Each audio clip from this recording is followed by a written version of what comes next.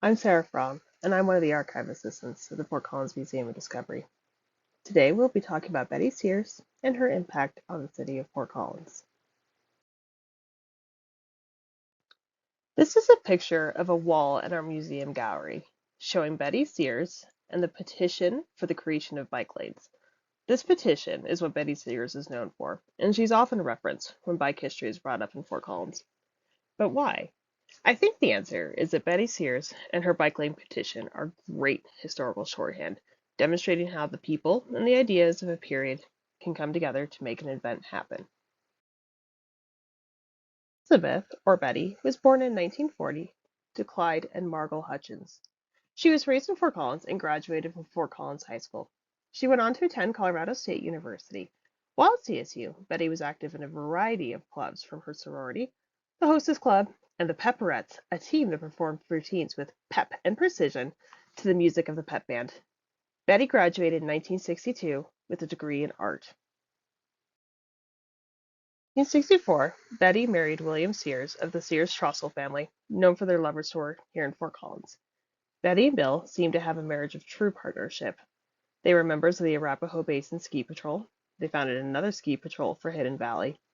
And in the 1970s, they were both board members of the Volunteers Clearinghouse, with Bill being the president in 1975. Betty and Bill had two kids, Carol and Jeff. Throughout most of their childhood, Betty was an art teacher in the Poudre School District. In 2002, Betty graduated from CSU with a master's degree in horticulture. She became a master gardener, part of the Extension Service, and wrote columns for the Coloradoan, among other things. Betty died in 2016 at the age of 76 from Alzheimer's. I want to focus on Betty's work with bike lanes in 1970 for two reasons. One, there is a challenge with the lack of resources in the archive when we start to get into the 1980s and 1990s. It isn't true across all topics, but generally speaking, this period, the 1980s and 90s, is a period that people don't consider to be old yet, so not much has been donated or collected, and it's before widespread digitization or things being born digital. There has to be information there, of course, but it is hard to access, and I don't know much of what Betty did in the 80s and 90s.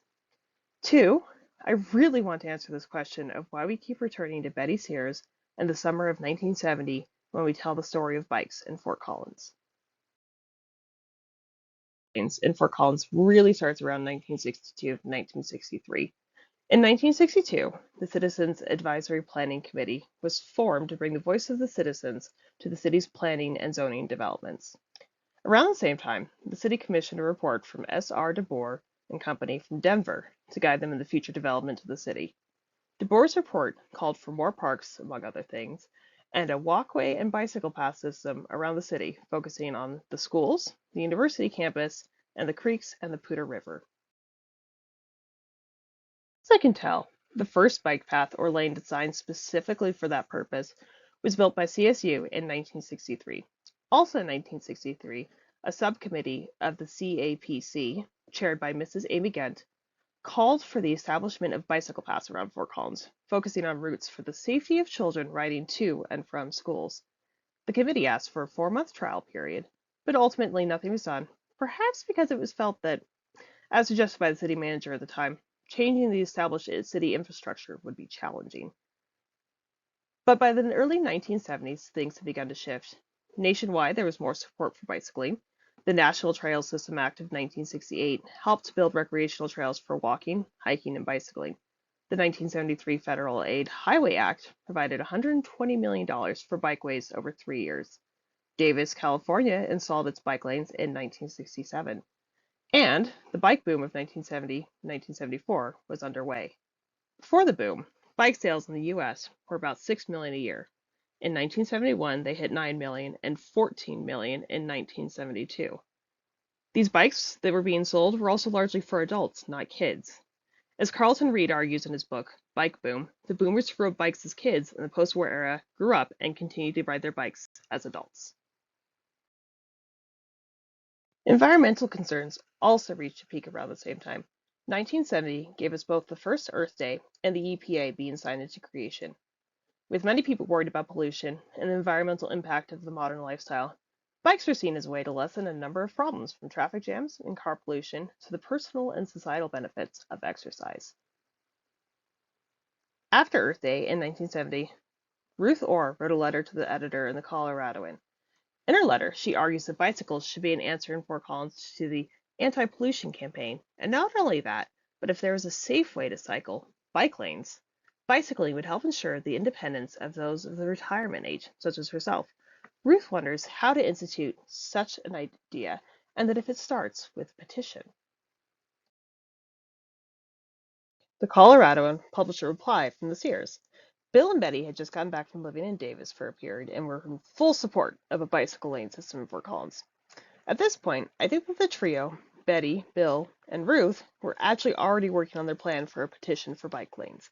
And around a week later, another letter from Ruth appeared in the Coloradoan, asking for fellow citizens interested in the building of bike lanes to volunteer to get petition forms signed for the presentation before City Council in about a month. Coloradoan, August 9th, featured the whole Sears family in the same photo that is in our museum gallery as the front page story. Here, Betty is with her son Jeffy on the back of her bike, and she's holding one end of the petition for bike lanes as it stretches past her daughter Carol and 82 feet back to her husband Bill. The petition had 1,700 signatures.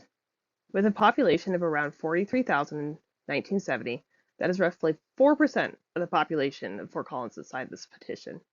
And slightly more if you consider that CSU is out for the summer, and that many college students, the ones who were most likely to be bicyclists anyways, would have been away.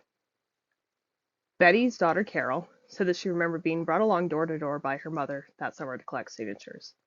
I don't know who else the trio had helping to get signatures for the petition, but as Ruth was a retiree, and according to one of her own letters, lacking in the energy to do the physical work required of signature collecting, and Bill was probably involved in work at the family lumber store, I think it was Betty who did most of the physical work, going and collecting signatures. As the main person walking, biking, and driving around the city, Betty would have been the person through whom people living in Fort Collins would have been introduced to the argument for creating bike lanes in the city. She would have had to explain first why biking matters, and second, why there should be bicycle paths and lanes in Fort Collins rather than having the city continue along as it was. Betty's own answer as to why people should sign in support of bike lanes was that it would contribute to the solution to several problems in the city. It would reduce congestion in the downtown area, reduce pollution, and would be more healthy for a lot of people. The other argument for bike lanes was safety. According to Betty, in 1969, Fort Collins saw 52 bicycle car collisions. Bicycle paths especially would, Betty felt, encourage people to ride more and also separate the bicycles and automobiles. It's considerably harder for bikes and cars to crash into one another if they aren't actually near one another. The Sears petition proposed the establishment of indirect routes to all areas of the city. I'm not sure who actually presented the petition to City Council. Bill said in a 2012 newspaper article about bicycling in Fort Collins that Betty did. Yet the minute meetings I have found mentioned Bill and not Betty, but I probably don't actually have all the notes.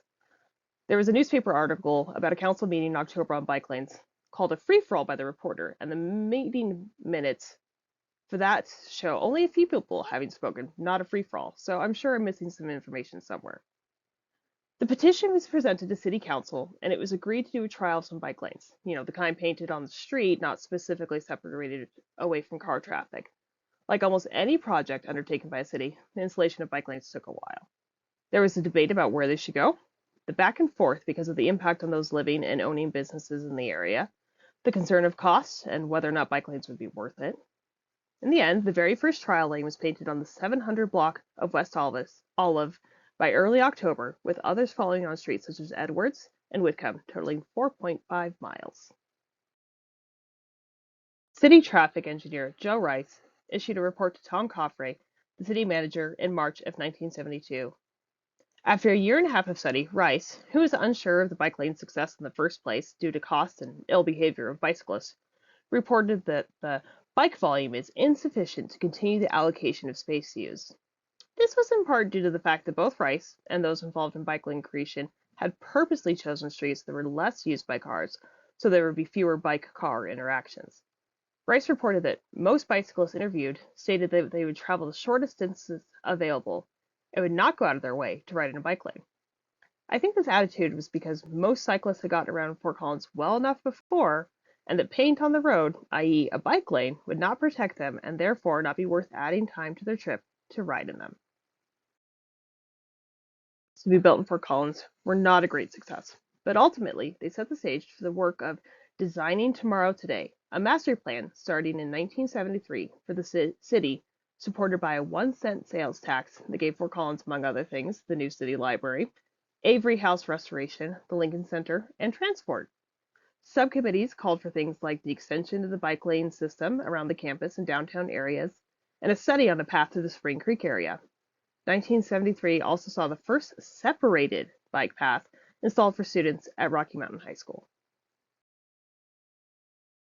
People in Fort Collins who are like-minded and concerned about the same thing as Betty Sears.